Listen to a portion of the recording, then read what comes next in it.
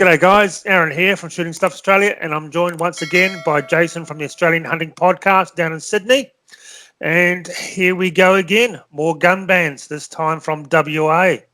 So it's been a few months, so it's about time they try to flex their muscles, the old police, wasn't it? Yeah, absolutely, man. Yeah, I've been saying this for a long time that, that's how they're going to ban lots of more firearms without having to compensate people. So the best way to do that, they've actually found a loophole on how to screw people, which is just reclassify firearms based on their appearance. So that way you have to basically give it over to a dealer. It's going to be a category C or D or prohibited, whatever category they try to put it into.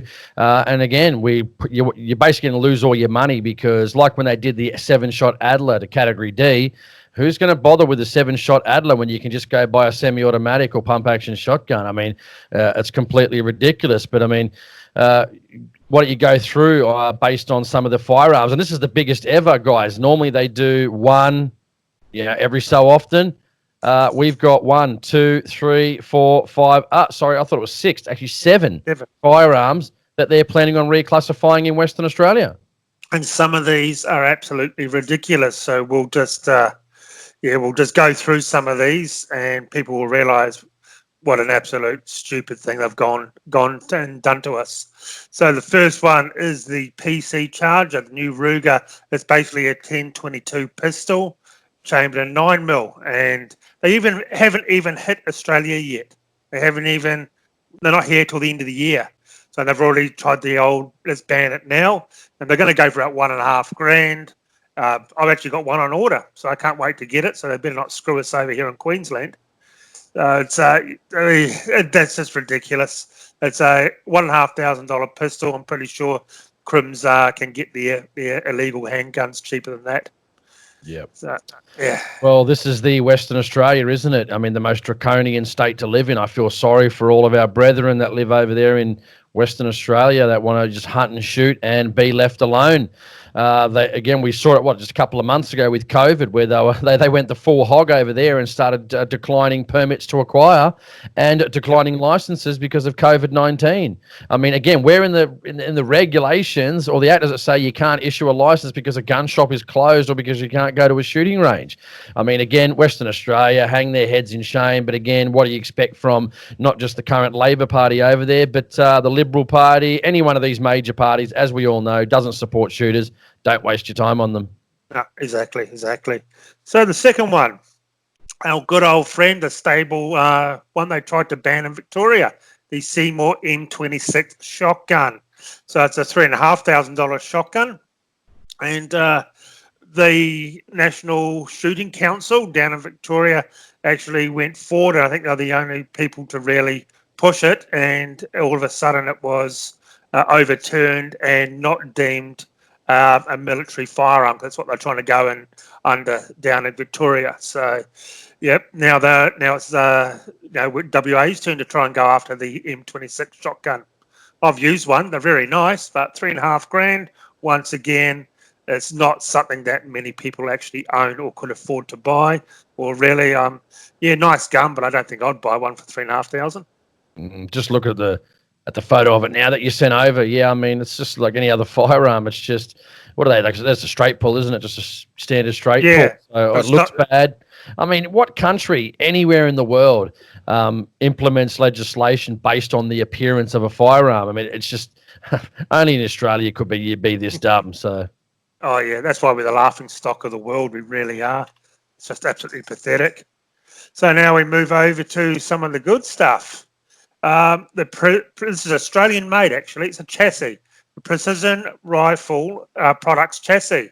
It looks sort of like the Desert Tech that you and me shot a couple of Christmases ago. And you can drop your Remington or Tikka into them. They're actual bullpup. Now I saw them at SHOT Show a few years ago, and they're very nice chassis and well made and Australian made. So now they're coming after Australian made products. Yeah, and just looking at all these, 1, 2, 3, 4, 5. Yeah, there's 7 of them. It's just they all look similar. They're all just based on a black chassis, or they've got a rail on top. The specific type of magazine look. It's got, some tactical look to it. So, of course, according to the police and government, it must be very bad, and they have to ban it, of course, to keep people safe. Because when you get a gun pointed at you, you don't really care that it's a gun. If it's a normal gun, we don't really worry about it apparently. But if it's perceived to be an AR-15, oh whoa, don't worry about it. I thought pointing any gun at anybody, especially when you get pulled a gun on by a criminal, the first thing, you don't just look at it, just say this is the gun. You don't go, oh, hang on. Oh, what's that? Is that an AR? Yeah. Hang on. You're just not happy because you've had a gun pointed at you. No one looks at it if it's a side-by-side shotgun and goes, oh, that's only a side-by-side. Oh, no problem. Ridiculous. Yeah, it totally is. Now, this one, to me, takes the cake. This is the DSR-1 Tactical Precision Rifle. Now, this is made in Germany, very high quality, and it comes in at, well, my friend just looked at pricing one up, $20,000. So it claims that it's one of the most accurate long-distance guns for competitions out there. They are extremely nice. About $20,000, yeah. I don't think a criminal is going to be getting his gun license, going to buy a $20,000 gun, and going to go hold up a bank. I just don't see that. And buying a bolt action. Yeah, that's what the crims look for, those sweet, bolt actions to commit crimes with at $20,000. I mean, it's just ridiculous. The theme is the same between all these guns. Of course, what do we expect from the Western Australian Police? And, Yep, exactly. Hey, hold up, guys. Let's just rob this bank from 4 kilometres away. That's basically, I think that's their mentality. So here's one of our favourite guns, and you've shot this, the Desert Tech. What a beautiful gun. Another $10,000 gun. Banned. So it's sort of, all these guns are very expensive guns. It's not really making much sense to me. It's not the run-of-the-mill guns that most people would buy. So that's gone as well. All these are just a normal standard bolt-action rifle that appear to be dropped into some type of chassis, their own chassis that they make as the manufacturer of that firearm. So again, what's the difference if you have we have Australian manufacturers that are making chassis, what if I throw a Remington Ticker, Sauer into a chassis, all of a sudden it's going to be banned under appearance laws. I mean, yep. This stuff makes no sense whatsoever. But you know what? It kind of does make sense because, they're trying to ban as many guns as they possibly can. And this is the greatest way to do it, because we can't have something that looks bad. Ooh, heaven forbid. All this is coming under public safety. So I don't know how the look of the gun comes under public safety. So here we go, another handgun, the Ruger SR22. Over here they call it the tactical because you've got to have a threaded barrel or a muzzle brake on it just to come over the 5-inch semi-automatic pistol regulations they have here. Now it's an $850 pistol, so it's not a cheap pistol. And I don't know why they've picked on this one because it looks like most other pistols out there you can get. It really does. Now it's just basically got a black slide on it, the black rubber grip, pistol or handle. What do you call it? Grip. I mean, mate, it looks like it's just a standard run-of-the-mill black and tan pistol. I don't even know what's their problem with this. And actually, would this be?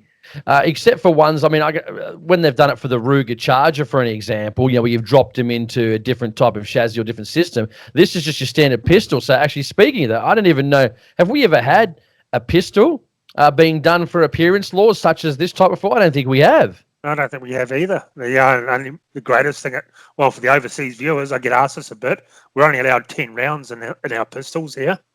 So like 9 mils normally come out with about 15 to 17 rounds, but we're all capped at 10 here, sort of like California.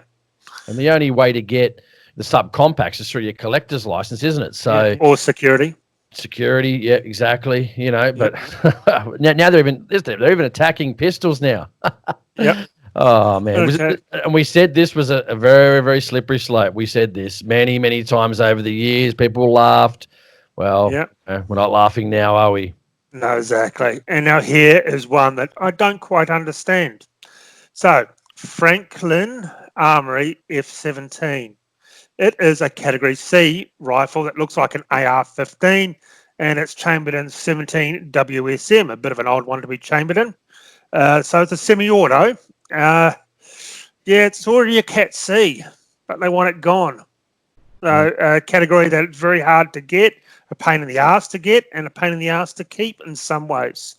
With a lot of extra restrictions. So now they're going after Cat C guns.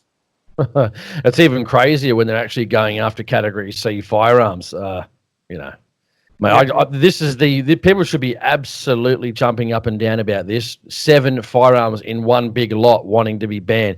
If this doesn't scare you into action, I don't know what will. And again, we said this after the COVID. If we didn't take some sort of legal action after or during the COVID from locking all the shops, then the government would try all this stuff on because they realised, firearms owners and associated political parties are just weak and they won't do anything about it. And our organisations, importers, not importers so much, but, we wouldn't do anything. We wouldn't commence legal action. And pretty much we didn't, other than the National Shooting Council going through the tribunal process. Look at what we've got now, mate. We're still in COVID. Realistically, we're still in the COVID issue. So, mate, 7 guns, being reclassified. People should be absolutely and utterly horrified about this. Yeah.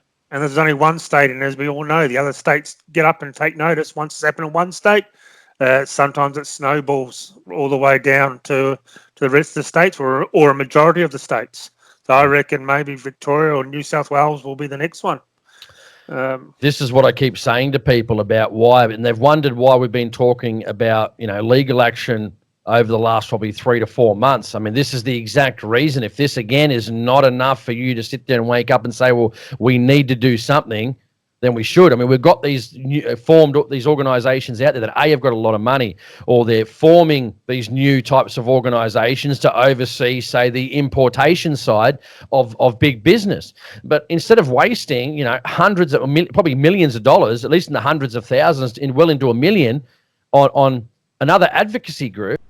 So what we should do is, in my opinion, instead of having all these organisations have, say, lawyers on a retainer. So we have, say, 3 lawyers, $325,000 a year, just to give you a rough example. And we have them on retainer for 12 months to fight these types of gun bans. So basically they would be like a national entity that would deal with all specific types of legislation, because we know they're all different around the country. And if there's no gun bans or no reclassifications currently happening at the time, then they'd be put to good use to do research on how to find out ways that we can change laws in the country and see what they can come up with. And again, if they're not performing, they're only on retainer for 12 months, we get rid of them, we find someone else that can actually do the job and has passion for firearms and willing to put, ideas forward on how we can make changes in this country. Again, we waste a lot of money on crap and more organisations and more of this and more of that when that doesn't achieve anything. We've seen that through COVID.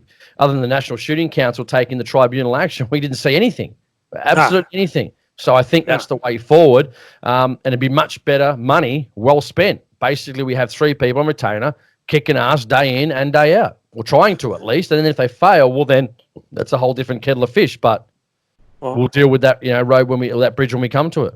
Well, what we saw with the M26 and the COVID thing, the shops being closed down in Victoria, once the National Shooting Council did their started putting legal action forward, things started to change pretty fast down there.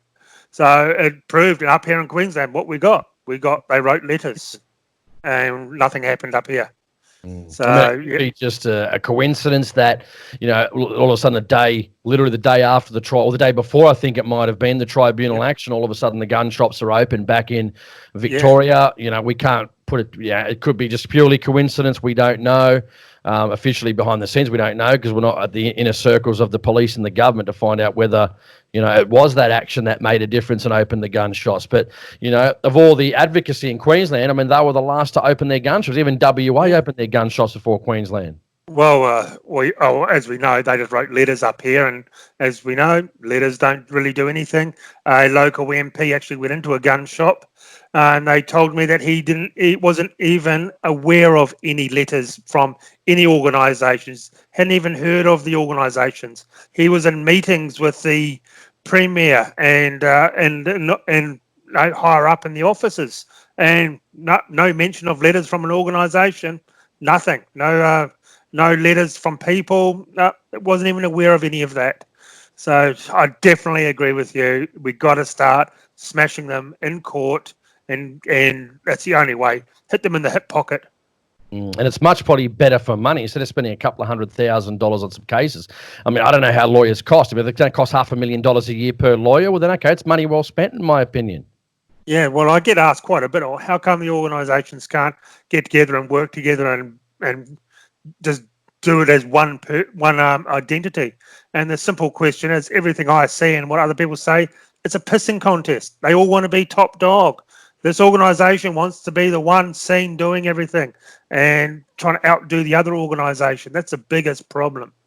They just can't work together because they're just a dick measuring contest, pretty much. Well, hopefully they listen and they start, because again, it's going to cost you 200,000, 300,000, 400,000 for a lawyer to do a case. Why not just put them on retainer, and you can have them on retainer for a full cost for 12 months? And like I said, it's subject to change. If they don't perform, they're out. We get someone else. Yep, exactly. Well, the NSC, what we're reading off the article here they've put up, is the only one so far that is talking about they're going to start doing something about this, trying to help WA out. All the other organisations, especially up here in Queensland, I can't even find an article on it that they've written. Nothing. It's very insidious, and well done from the police and even John Howard too. And I don't mean well done in a good way. I mean, to find, basically, they talk about loopholes all the time, but they've found one here. So, well, we don't like something, we'll just ban it based on appearance law. So therefore, there's no compensation. If you sell it to a gun shop, it's not worth stuff all, because nobody under category C or D is going to buy that gun. So you're just wasting your time. So you get to cost people, millions of dollars in lost money, depending on how many of these firearms are actually sold. Yeah, definitely. I always said the way they're going to start doing it is by this reclassification. Just reclassify it. You don't have that license, too bad. If you want to keep it, they're telling people when they did the OAF up here in Brisbane in Queensland, they're telling, or go get a Cat D if you want to keep your gun. Well, what's the point? You can go get a AR-15. And most of them can't afford to get a Cat D or have the properties for the pest control companies. It's just, they just don't care, man. It's just, no, let's just get rid of these guns because the look scares us, because as politicians, we are clueless and weak. Don't forget too, people sat back, and there wasn't very many of them, a very, very small few of people, we don't know what we're talking about. You're being, too overzealous, too over emotional. It's, too negative, it's very rare people, but we do get it on the odd occasion. Well, I mean, again, everything we're saying is coming true. I've been saying this for 10 years, and every week it's something new that I've said just comes true. And I hate to say it, it really annoys me to have to say that it's coming true, but this is the fact. So again, if you're not understanding it now, you can't be helped. I mean, just again, time to open your eyes a bit. Yeah, no, I haven't even seen any of these fake pro-gun parties, political parties, saying anything either. I haven't found anything from what they've been saying. It's just the whole thing's a shambles out there. They all need to start. Why wouldn't they smash us? Why wouldn't the police? Because there's absolutely no resistance. Yeah, we wrote letters. They don't care. I mean, the legal action, I mean, they're probably not even going to care about legal action, but at least we can try something, and it's going to be worth it as a 3 to 4 year experiment to see how that goes. Again, don't create another advocacy group, that's getting paid by importers or has a membership base. We don't need more people. What we need is actual lawyers on the ground doing the job, on putting forward stops or straight into court. Like we've seen that, and I spoke to a couple of guys from South Africa. I mean, gun owners of South Africa, they knock things on the head straight away. Court action within a week, within days even. They're lodging paperwork. And what do? We just go, oh, okay, gun shops are open, nobody does anything. At least the National Shooting Council, at least trying something, much more, and such a small organisation doing majority of the heavy lifting. while they're getting pissed on from other organisations who are just obviously upset that the limelight's been taken away from them a bit. Which I understand that. We might be the biggest or the smallest, or we're a mid-sized organisation. I get it. You're not happy with it, but how about just doing something yourself instead of laying shit on these other people? Yeah, it's going to be expensive. Again, that's why I talk about having lawyers on retainers and getting him involved 365 days a year, 7 days a week, getting it done. Yeah, that's the only way. Writing letters and all, and what we've been doing for 20 years doesn't work at all. So I think that is a really good idea. I really do hope they start taking notice of people, just not trying to line their own pockets or do whatever they do. I don't know. So we said this was going to happen. We said this, and I was saying it during the COVID, that if we're not going to put up a stand, they're just going to railroad us into the future. It hasn't even been 6 weeks and they're railroading us. So it didn't take long, did it, before what I said came true? no, exactly. But we've been saying this for a while, and as you said, people have been taking the piss out of us. But now, what we've been saying for the last 6 months is it's starting to ring true. Yeah. So that's pretty much it, guys. And another video that we wish we didn't have to make. We're hoping we had something positive, but hopefully this does a positive outcome at the end of this for our friends over at WA, the pistol and the gun owners over there. So let's just hope it all works out for them. So guys, please hit the subscribe button and like this video. It'd be really, really appreciated. And you can find Jason and me on all the Instagram and Facebook and Patreon if you want to donate to the shows. So thanks a lot, guys.